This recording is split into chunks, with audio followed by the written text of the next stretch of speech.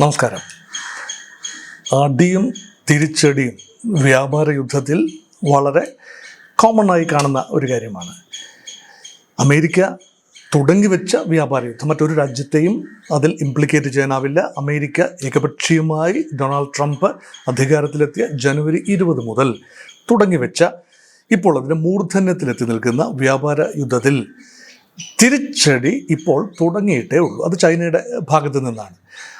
അതിനെക്കുറിച്ച് നമ്മൾ കുറേയേറെ സംസാരിച്ചു കഴിഞ്ഞതുമാണ്. പക്ഷേ ഈ വീഡിയോയുടെ പ്രധാന ഇതിവൃത്തം ചൈന വളരെ സ്ട്രാറ്റജിക്കായ ചില അമേരിക്കൻ താൽപ്പര്യങ്ങളിൽ വലിയ തോതിലാണ് വിള്ളൽ വീഴ്ത്തിയത്.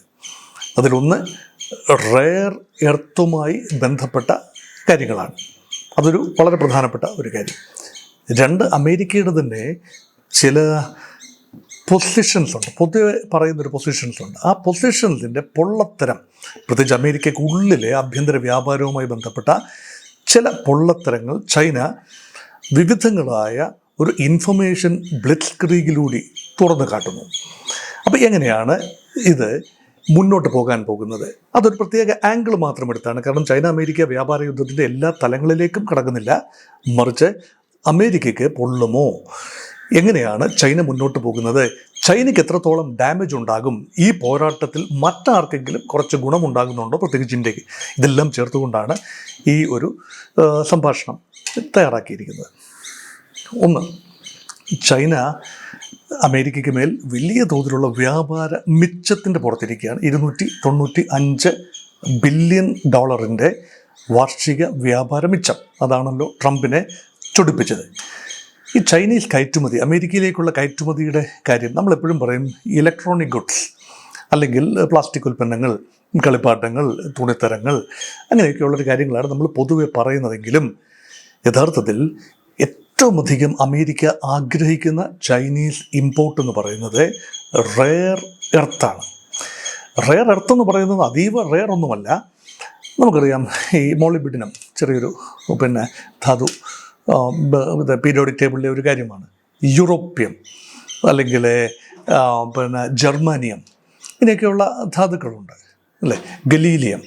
അപ്പം ഇങ്ങനെയൊക്കെയുള്ള നമ്മൾ അധികം കേട്ടിട്ടില്ലാത്ത പല മിനറൽസും മെറ്റൽസും പല കാര്യങ്ങൾക്കും തന്ത്രപ്രധാനമായ പല ഉപകരണ നിർമ്മാണങ്ങൾക്കും, മൈക്രോ ചിപ്പുകൾ, മൈക്രോ പ്രോസസ്സറുകൾ, സെമി കണ്ടക്ടറുകൾ എന്ന് വേണ്ട ഒരുപാട് കാര്യങ്ങൾക്ക് ഡിഫൻസ് മേഖലയിലെ ഉൾപ്പെടെയുള്ള ഉൽപ്പാദനത്തിന് വലിയ ആവശ്യമുള്ള കാര്യങ്ങളാണ്.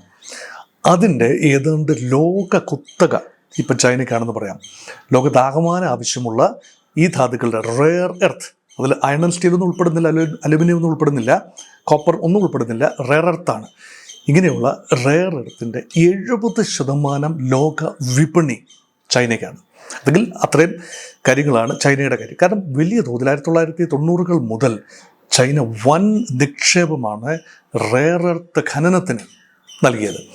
അത് മാറി മാറി വന്ന ഗവൺമെൻറ്റുകൾ, ചൈനീസ് കമ്മ്യൂണിസ്റ്റ് പാർട്ടിയുടെ മാറി വന്ന ഗവൺമെൻറ്റുകൾ വലിയ പ്രാധാന്യമാണ് ഭാവിയുടെ മെറ്റൽസ് എന്നുകൂടി അറിയപ്പെടുന്ന ഈ മെറ്റൽസിൻ്റെ ഖനനത്തിന് വേണ്ടിയും അതിനുള്ള ഇൻഫ്രാസ്ട്രക്ചർ, സപ്ലൈ ചെയിൻ, ഇതെല്ലാം നിർമ്മിക്കുന്നതിന് ചിലവാക്കിയത്.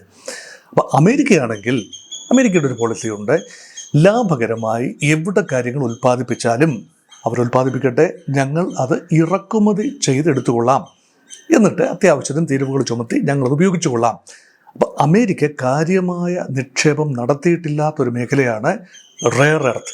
ഇന്ത്യ കുറേയൊക്കെ നിക്ഷേപം നടത്തിയിട്ടുണ്ടെന്ന് നമുക്കറിയാം. കാരണം നമുക്കറിയാം കേരളത്തിലെ മിനറൽസ് ആൻഡ് മെറ്റൽസ്, കേരളത്തിൻ്റെ ധാതു മണൽ, കരിമണൽ എന്നൊക്കെ പറയുന്ന കൊല്ലം ജില്ലയിലും ആലപ്പുഴ ജില്ലയിലുമായി വലിയ ഒരു കരിമണൽ ശേഖരമുണ്ട് നമുക്ക്. അതിൽ തോറിയത്തിൻ്റെ ലോകത്താകെയുള്ള തോറിയം എന്ന ധാതുവിൻ്റെ ഏതാണ്ട് 1/3 ഈ കേരളത്തിലാണ്. അപ്പോൾ അതൊരു വലിയൊരു 1/3 of the thorium reserves of the whole world is in Kerala coast and that too in 2 districts.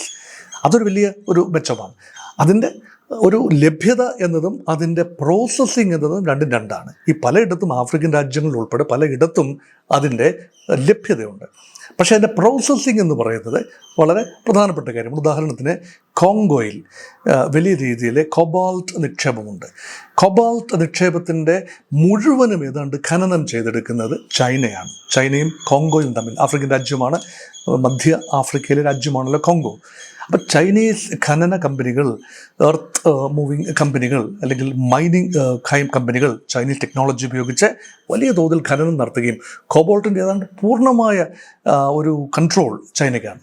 അപ്പോൾ ഇതെല്ലാം നോക്കിക്കൊണ്ട് അമേരിക്ക വളരെ വലിയ പ്രതിസന്ധി നേരിടാൻ പോവുകയാണ്. അമേരിക്കയുടെ ഡിഫൻസ് ഇൻഡസ്ട്രിയാണ് അമേരിക്കയെ മുന്നോട്ട് നയിക്കുന്നത്. അമേരിക്കയുടെ ഡിഫൻസ് ബഡ്ജറ്റ് തന്നെ $780 ബില്യൺ ഡിഫൻസ് ബഡ്ജറ്റാണ്. ലോകത്തെ ഏറ്റവും വലിയ ഡിഫൻസ് ബഡ്ജറ്റുള്ള രാജ്യം അമേരിക്കയാണ്. രണ്ടാമത്തെ ഡിഫൻസ് ബഡ്ജറ്റുള്ള രാജ്യം ചൈനയാണ്, $270 ബില്യൺ. ഇന്ത്യക്ക് മൂന്നാം സ്ഥാനമേ ഉള്ളൂ. ഏതാണ്ട് $80 ബില്യൺ ഡിഫൻസ് പ്രതിരോധ ബഡ്ജറ്റാണ് ഇന്ത്യക്കുള്ളത്. അപ്പോൾ അമേരിക്കയുടെ ഡിഫൻസ് ഇൻഡസ്ട്രി ആഭ്യന്തരമായി മുന്നോട്ട് പോകണമെങ്കിൽ വിമാനങ്ങൾ ഉണ്ടാക്കണം, പിന്നെ പലതരത്തിലുള്ള ആയുധങ്ങൾ, അമ്യൂണിഷൻസ് ഇതെല്ലാം ഉണ്ടാക്കണം. ഇതിനെല്ലാം തന്നെ ടെക്നോ സെൻട്രിക്കായ പല കാര്യങ്ങളുമാണ്. അതിനുവേണ്ടിയുള്ള ഘടക നിർമ്മാണത്തിന് ഉപയോഗിക്കുന്ന റെയർ എർത്ത് ചൈന ഇപ്പോൾ തടഞ്ഞു വച്ചിരിക്കുകയാണ്. ചൈനയ്ക്കെതിരെയുള്ള വ്യാപാര യുദ്ധം മുറുകിയപ്പോൾ ആദ്യം 20%, പിന്നീട് അമേരിക്ക തന്നെ അത് റൈസ് ചെയ്ത് 34% കൂടി അടിച്ച് 54%. അപ്പോഴാണ് ചൈന തിരിച്ചടി തുടങ്ങിയത്.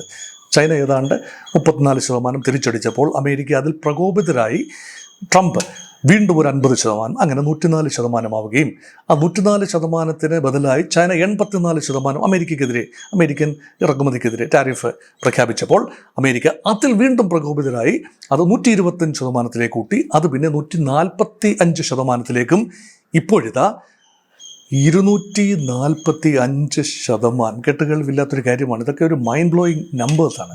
ചൈന അതിന് ബദലായി ഇപ്പോൾ ചൈനയും അതുപോലെ തന്നെയുള്ള ടാരിഫുകളിൽ ഏർപ്പെടുകയാണ്. അപ്പോൾ ചൈന 145% ബദൽ ടാരിഫ്. ഇനി ചൈനയിൽ നിന്നും അമേരിക്കയിലേക്കും, അമേരിക്കയിൽ നിന്നും ചൈനയിലേക്കും കാര്യമായ കയറ്റുമതി ഇറക്കുമതി ഉണ്ടാവില്ല എന്നാണ് ഇപ്പോഴത്തെ പോക്ക് സൂചിപ്പിക്കുന്നത്. അത് കൂടുതൽ വഷളായത് ബോയിങ് വിമാനം. നമുക്കറിയാം അമേരിക്കയുടെ ഏറ്റവും വലിയ അസറ്റുകളിലൊന്നാണ് ബോയിങ് നിർമ്മാണം. ലോകത്തെമ്പാടുമുള്ള വിമാന കമ്പനികൾ, യാത്രാ വിമാന കമ്പനികൾ ഉപയോഗിക്കുന്ന പ്രധാന വിമാനം ബോയിങ് ആണ്, അമേരിക്കൻ നിർമ്മിത ബോയിങ് ആണ്. ചൈനയിലെ 3 പ്രധാന കമ്പനികൾ, ആ 3 പ്രധാന ഗവൺമെൻറ് അധീനതയിലുള്ള കമ്പനികളോട് ചൈനീസ് ഗവൺമെൻറ് പറഞ്ഞിരിക്കുകയാണ്, ഒരൊറ്റ ബോയിങ് വിമാനം പോലും വാങ്ങരുത്. അപ്പോൾ ഒരു കൺസൈൻമെൻറ്റ്, 114-ൻ്റെ ഒരു കൺസൈൻമെൻറ്റ്, 82-ൻ്റെ ഒരു കൺസൈൻമെൻറ്റ്, 55-ൻ്റെ മറ്റൊരു കൺസൈൻമെൻറ്റ്, അങ്ങനെ 200-ൽ പരം ബോയിങ് വിമാനങ്ങൾ അമേരിക്കയിൽ ഇപ്പോൾ കെട്ടിക്കിടക്കുകയാണ്. വാങ്ങാമെന്ന് ഏറ്റ ചൈന ആ കരാറിൽ നിന്ന് തന്നെ പിൻവാങ്ങി ഇറക്കുമതി ചെയ്യേണ്ട എന്ന ഒരു നിലപാടിലെത്തി നിൽക്കുകയാണ്. അപ്പം ചൈനയ്ക്ക് ആത്മവിശ്വാസം ഉള്ള വാക്കുകളിലാണ് ചൈന പ്രതികരിക്കുന്നത്. നമുക്കറിയില്ല ചൈനയ്ക്ക് എത്രത്തോളം ഇൻറ്റേർണൽ റെസിലിയൻസ് ഉണ്ട് എന്ന് നമുക്കറിയില്ല, ഊഹിക്കാനേ പറ്റൂ. അതുകൊണ്ട് ചൈന തിരിച്ചടിക്കാൻ ഒരുങ്ങിയിരിക്കുന്നു. ഇറക്കുമതി അമേരിക്കയ്ക്ക് എവിടെയെല്ലാമാണ് നോവുന്നത്, അമേരിക്കയ്ക്ക് എവിടെയെല്ലാമാണ് ആഘാതമുണ്ടാകുന്നത്, ഇത് ചൈന മുൻകൂട്ടി തന്നെ തിരിച്ചറിഞ്ഞു. അപ്പോൾ ഇത് നാളെ, ഇന്നല്ലെങ്കിൽ നാളെ ഒരു വ്യാപാര യുദ്ധം ഉണ്ടാകുമെന്ന് ചൈനയ്ക്കറിയാം. ഇറക്കുമതി ഏതാണ്ട് 18% ചൈനയുടെ, 19.8% ഇറക്കുമതി അമേരിക്കയിൽ നിന്നായിരുന്നു. അത് ഒരു കഴിഞ്ഞ വ്യാപാര യുദ്ധ സമയത്താണ്, 2018-ൽ ട്രംപ് തുടങ്ങിയ ഒരു വ്യാപാര യുദ്ധം.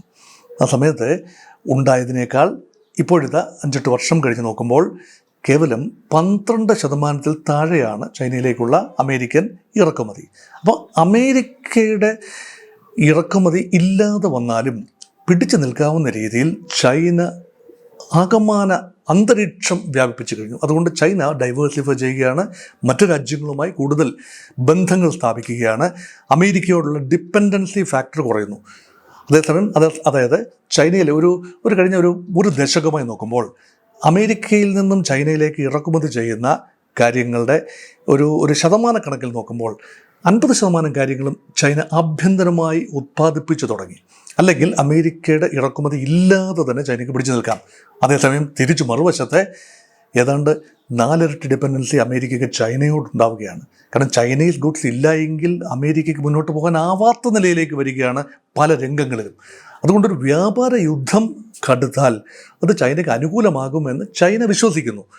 അതേസമയം ആഭ്യന്തരമായി അമേരിക്കയ്ക്കുള്ളിൽ ചൈനീസ് ഉൽപ്പന്നങ്ങൾ എത്തിക്കഴിയുമ്പോൾ ഇടനിലക്കാർ ഉണ്ടാക്കുന്ന കൊള്ള ലാഭത്തെക്കുറിച്ച് ചൈന വളരെ വലിയ പ്രചരണമാണ് ടിക്ടോക്ക് ഉപയോഗിച്ചും മറ്റ് മാധ്യമങ്ങളിലൂടെയും മറ്റ് സോഷ്യൽ മീഡിയ പ്ലാറ്റ്ഫോമിലൂടെയും ചൈന നടത്തുന്നത്. അതായത് ഒരു പ്രത്യേകതരം ബാഗ്, ആ ബാഗിൻ്റെ ഉൽപ്പാദനം ചൈനയാണ്, വളരെ കോസ്റ്റ്ലിയാണ്. $240 അതിൻ്റെ വിപണി വില അമേരിക്കയിൽ. അത് ചൈനയിൽ നിന്നും അമേരിക്കയിൽ എത്തുന്നത് $12.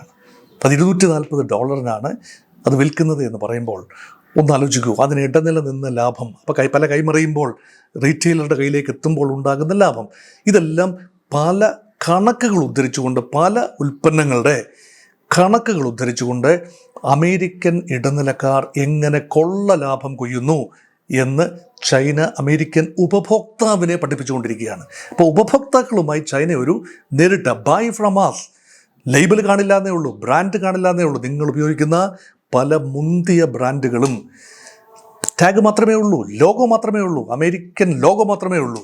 ഉൽപ്പാദനം ചൈനയിലാണ്. Same factory, same company, same product, same quality, same thing, എല്ലാം സെയിമാണ്. പക്ഷേ ഒരു ബാഡ്ജ് ഇട്ട് കഴിയുമ്പോൾ, ഒരു ലേബൽ കൊടുത്തു കഴിയുമ്പോൾ, ലോഗോ പതിപ്പിച്ച് കഴിയുമ്പോൾ 10, 20, 30 ഇരട്ടി വിലയാണ് നിങ്ങൾ കൊടുക്കേണ്ടി വരുന്നത്. എന്തുകൊണ്ട് നിങ്ങൾക്ക് ഞങ്ങളിൽ നിന്ന് നേരിട്ട് ഇടനിലക്കാരെ ഒഴിവാക്കി ഓർഡർ ചെയ്തുകൂടാ എന്നാണ് ചൈന ചോദിക്കുന്നത്. അപ്പം പല തലങ്ങളിലേക്ക് യുദ്ധം വ്യാപിച്ചു കഴിഞ്ഞു. അതുകൊണ്ട് അമേരിക്ക മറ്റു രാജ്യങ്ങൾക്കെതിരെയുള്ള തീരുവ പിൻവലിക്കാൻ 90 ദിവസത്തേക്ക് മരവിപ്പിക്കാനുള്ള പ്രധാന കാരണം ചൈന കർശനമായൊരു നിലപാട് പ്രഖ്യാപിച്ചതുകൊണ്ടാണ്. ആ ഒരു വിടവിലേക്കാണ് ഭാരതം ഉൾപ്പെടെ രാജ്യങ്ങൾക്ക് കടന്നു വരാമോ എന്നുള്ള പരിശോധന. അതേക്കുറിച്ച് മറ്റൊരു വീഡിയോ ചെയ്യുന്നത് കൊണ്ട് ഞാനതിൻ്റെ ഡീറ്റെയിൽസിലേക്ക് കടക്കുന്നില്ല. നന്ദി, നമസ്കാരം.